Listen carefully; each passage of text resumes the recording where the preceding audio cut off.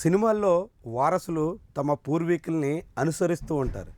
రాజకీయాల్లో కూడా ఇది ఆనవాయితీగా వస్తున్నట్టు కనిపిస్తుంది. తాజాగా నారా లోకేష్ తీరు అందుకు ఉదాహరణగా కనిపిస్తుంది. నారా లోకేష్ కూడా తన తండ్రి బాటలోనే నడిచే ప్రయత్నం చేస్తున్నారు. తన తండ్రిలాగే ఆయన ఒక క్రైసిస్ మేనేజ్మెంట్లో క్రియాశీలకంగా ఉంటారు అనే బ్రాండ్ కోసం ట్రై చేస్తున్నారు. ఇప్పుడు నేపాల్లో జరుగుతున్నటువంటి ఘటనల తరుణంలో నారా లోకేష్ అప్రమత్తమయ్యారు. అనంతపురంలో జరుగుతున్న తన పార్టీ సభను కూడా వదిలేసుకున్నారు. సభకు దూరమయ్యి నేరుగా అమరావతి సెక్రటేరియట్లోనే ఆయన పాగా వేశారు. ఆర్టీజీఎస్ ద్వారా నేపాల్లో పరిస్థితిని ఎప్పటికప్పుడు పర్యవేక్షిస్తున్నట్టు చెప్పుకునే ప్రయత్నం చేశారు. నేపాల్లో చిక్కుకున్నటువంటి భారతీయుల్ని కాపాడే దానికి కృషి చేస్తున్నట్టుగా ప్రచారం చేసుకుంటున్నారు. తద్వారా ఇలాంటి ఏదైనా ఒక ఉపద్రవం ముంచుకొచ్చినప్పుడు దాన్ని తమకు అనుకూలంగా మలుచుకునే ప్రయత్నంలో సిద్ధహస్తుడిగా పేరున్న చంద్రబాబు వారసత్వాన్ని ఇప్పుడు నారా లోకేష్ అందిపుచ్చుకునే ప్రయత్నం చేస్తున్నారు. గతంలో ఉత్తరాఖండ్లో వరదలు కావచ్చు, కోనసీమలో తుఫాను కావచ్చు, అనేక రకాలుగా ఎక్కడ ఎప్పుడు ఏం జరిగినా చంద్రబాబు ఇమ్మీడియట్గా వాలిపోవడం, ఆ విపత్తుని తనకు అనుకూలంగా రాజకీయ ప్రయోజనాలు తగ్గట్టుగా మలుచుకోవడంలో చంద్రబాబు పెట్టింది పేరు.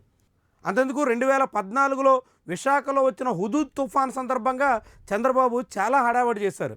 అక్కడ జరగాల్సినటువంటి రిలీఫ్ యాక్టివిటీస్ కన్నా చంద్రబాబు హడావడి ఎక్కువ చేయడం ద్వారా ప్రచారం పొందే ప్రయత్నం జరిగింది. ఇప్పటికీ హుదూద్ విజయవంతంగా ఎదుర్కోవడంలో చంద్రబాబుదే కీలక పాత్ర అనే ఇమేజ్ని ఆయన సంపాదించుకోగలిగారు. ఎట్లా ఒక విపత్తు వేళ ఒక ఉపద్రవం ముంచుకొచ్చినటువంటి సమయంలో ప్రచారానికి తగ్గట్టుగా దాన్ని మలుచుకోవడం చంద్రబాబుది అందివేసిన చేయి.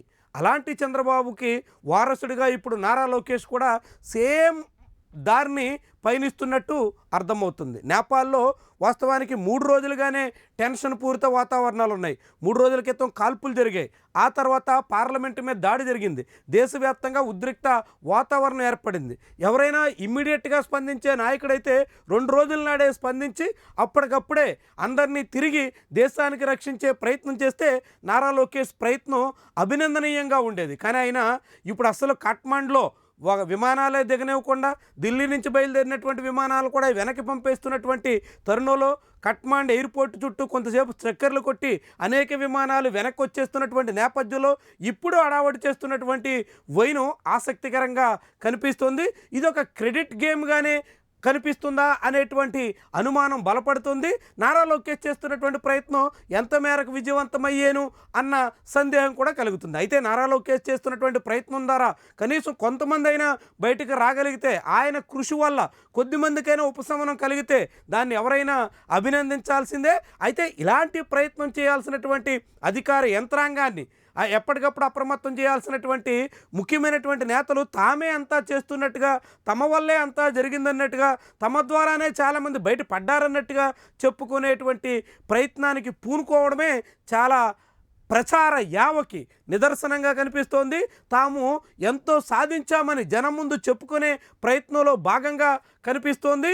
ఒకవైపు అనంతపురంలో భారీ బహిరంగ సభ జరుగుతుందని, కూటమి సూపర్ 6 సూపర్ హిట్ అని చెప్పుకునేటువంటి ప్రయత్నం జరుగుతున్నటువంటి తరుణంలోనే నారా లోకేష్ ఆంధ్రప్రదేశ్ సెక్రటేరియట్ వేదికగా ఆర్టీజీఎస్ నుంచి చేస్తున్నటువంటి ఈ వ్యవహారం మాత్రం చాలా పెద్ద చర్చకు ఆస్కారం ఇస్తుంది. చంద్రబాబు పనితీరుని, చంద్రబాబు ధోరణిని మక్కీగా అనుసరిస్తున్నటువంటి విషయాన్ని స్పష్టం చేస్తోంది.